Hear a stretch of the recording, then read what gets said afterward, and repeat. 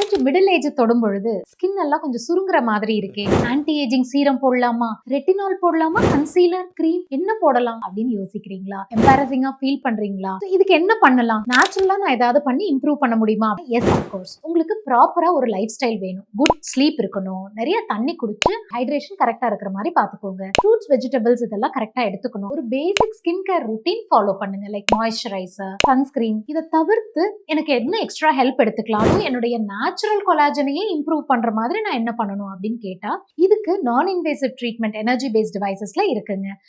ரீசெண்டா jet plasma skin ரிஜுனுவேஷன் அப்படிங்கிற மெத்தட்ல நல்ல இம்ப்ரூவ்மெண்ட் இருக்கும். ஸோ இதுல பிளாஸ்மா எனர்ஜியை யூஸ் பண்ணி கொலாஜன் இம்ப்ரூவ் பண்றது, இலாஸ்டிசிட்டியை இம்ப்ரூவ் பண்றது, இதன் மூலமா உங்க ஸ்கின்னை பிளம்பியா காமிச்சிட்டு அந்த ஃபைன் லைன்ஸ், ரிங்கிள்ஸ் இதெல்லாம் நல்லா குறைக்க முடியும். ஸோ ஹார்ட்லி ஒரு 30-60 மினிட்ஸ்ல நல்லா சுருங்கி போன உங்க ஸ்கின்னை யங்காவே காமிக்க முடியும்.